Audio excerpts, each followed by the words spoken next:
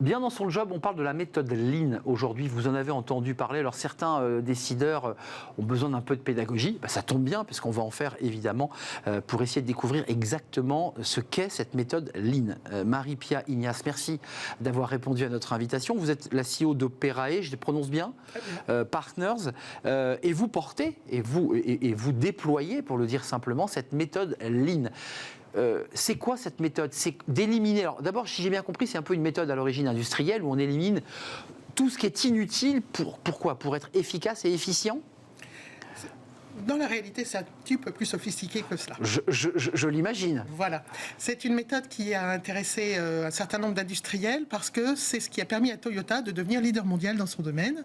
Et donc, tout à coup, les petites voitures japonaises ont envahi des tas de territoires dans lesquels il y avait plutôt des américaines ou des françaises.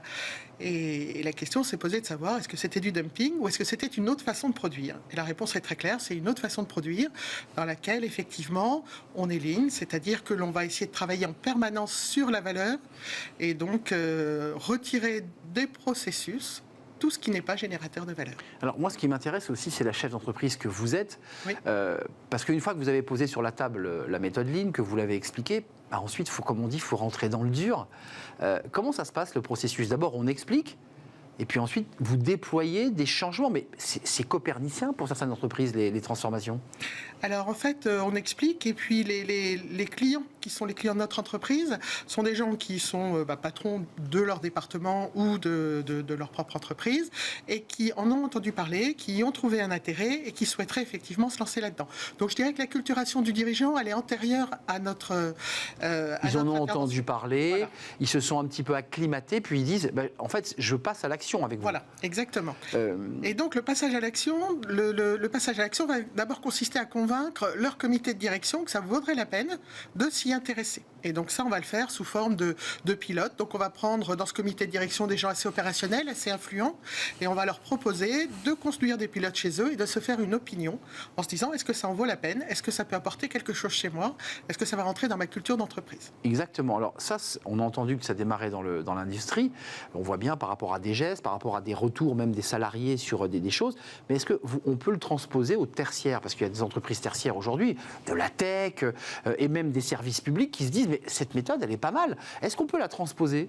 Alors, la réponse est oui aujourd'hui. Je vais vous donner un exemple très loin de l'industrie. Pixar, qui est la société qui a fait dessins animés, etc., des choses absolument merveilleuses, en fait, a considéré son entreprise avec 3 piliers. Un pilier technologique, puisque c'est du dessin animé numérique, un pilier de storytelling, et puis un pilier lean, qui était sa culture managériale et la façon de travailler ensemble. Sans dévoiler les secrets de votre entreprise, mais oui. Ça consiste en quoi, en mots concrets, pour une organisation? Qu'est-ce que vous leur supprimez? Qu'est-ce qu'ils rajoutent? Quels sont les éléments clés qui construisent la méthode Lean?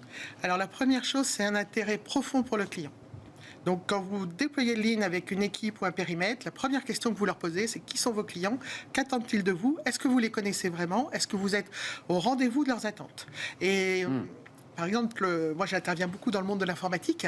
Le client, c'est aussi un peu l'empêcheur de tourner en rond. Vous voyez, il va déclarer des bugs, il n'est pas totalement satisfait de la façon dont ça fonctionne. C'est vrai. Je connais des DSI qui disent je n'aime pas trop aller à la cantine parce que je suis un peu pris à partie quand j'y vais, etc.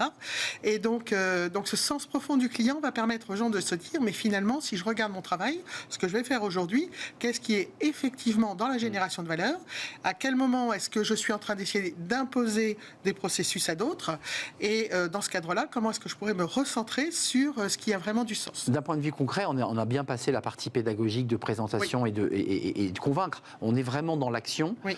Une fois que vous avez identifié, j'imagine, on identifie des secteurs, des services de l'entreprise où vous dites, là, on va commencer à mettre la méthode Lean. On met quoi? On met les gens autour de la table et on discute? Alors en fait, ce que l'on va faire, c'est qu'on va travailler à 3 niveaux. On va d'abord travailler au niveau très opérationnel parce qu'on dit que la génération de valeur se fait au sein des équipes opérationnelles. Et donc, le Lean arrive quand ces gens-là, tout à coup, vont changer la façon de gérer leurs priorités, améliorer leur processus, se former un peu différemment.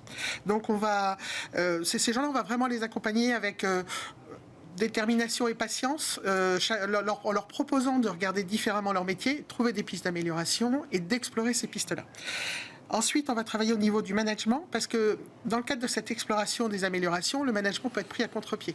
Totalement. Il peut se dire, mais je ne comprends pas, moi j'avais l'habitude de distribuer le travail comme ça, Et oui. et tout à coup l'équipe dit non, nous on aimerait faire autrement. Donc il faut accompagner le Et management. donc risque de tension d'ailleurs. Ah oui, tout à fait, tout à fait. Donc ça veut dire qu'il faut aussi quand même convaincre et accompagner les managers, parce qu'eux après ils ont une grille de lecture Oui. de la méthode Lean, on est d'accord? Tout à fait. Et donc le manager se retrouve dans une situation dans laquelle il doit lâcher prise par rapport à l'organisation, dans la mesure... Donc plus de liberté, plus d'autonomie, Oui, on est plus d'accord, la méthode d'autonomie. Lean c'est ça, hein? Oui, mais avec un arbitre qui garde un terrain de jeu, et le terrain de jeu, c'est l'intérêt du client, de l'entreprise et des collaborateurs. C'est-à-dire que les gens ne vont pas choisir de partir dans l'amélioration A, B ou C. Les gens vont d'abord s'inspirer, comprendre réellement quel est le sens de leur boulot, dans quelle mesure ils contribuent à quelque chose, et sur cette base-là, proposer des améliorations. C'est très profond ce Oui. que vous dites, parce que ça modifie la relation qu'on a à son manager Oui. et sa relation que l'on entretient avec son propre travail. Oui, tout On à fait. devient acteur de son action. Oui, tout à fait. On a le droit d'avoir un esprit critique, non pas au sens revendicatif, mais au sens, tiens, ça finalement, est-ce que Ça sert à rien, ça. différemment, est-ce que, etc. Et donc c'est le management qui, à un moment, doit être porteur de cette culture de l'esprit critique, de l'engagement, de l'amélioration. Un mot avant de nous quitter, vous l'avez évoqué tout à l'heure, mais la finalité, c'est pas évidemment de réunir toute l'entreprise pendant des mois et de faire perdre du temps. La finalité, c'est, j'allais dire, créer de la valeur. Oui. Au final, ça, vous le démontrez à votre client, en bout de chaîne, il y a la création de valeur. Ah ben moi, chez l'une des banques avec lesquelles j'ai travaillé, qui n'est pas une énorme banque, mais il y avait 15 000 personnes à l'intérieur de cette banque, a amélioré son coefficient d'exploitation de plus de 2 points. Donc, c'est combien faut-il que je dépense d'euros pour arriver à en gagner un? Ben, ça, c'est énorme. Hein. Sans toucher, il faut quand même rassurer tout le monde, sans toucher à la masse salariale. L'idée, c'est pas un cost killer, la méthode Lean. C'est une méthode de fluidité Oui. du travail, on est d'accord. Tout à C'est fait. très sain, finalement. Si on le fait, par exemple, dans le monde de l'informatique, vous le savez, aujourd'hui, il y a une énorme tension sur les recrutements dans l'informatique. Clairement. Ben, le Lean, ça vous permet, avec vos équipes, d'être plus efficace. Et à chaque fois que vous gagnez de l'efficacité, vous arrivez à mieux absorber la demande de vos métiers. Et une toute dernière question, parce que je trouve que ce sujet est passionnant et extrêmement profond.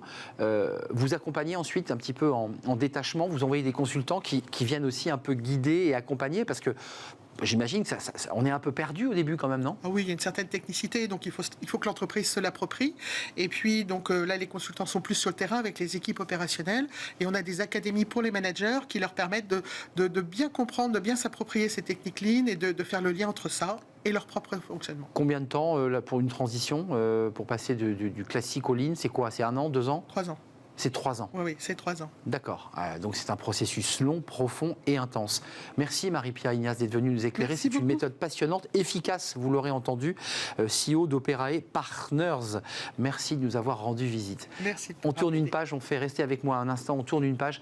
C'est Smart Philo. Oui, l'entreprise comme un corps social à part entière. C'est un vrai sujet philo. L'entreprise n'est pas là que pour créer de la valeur et on en parle dans Smart Philo.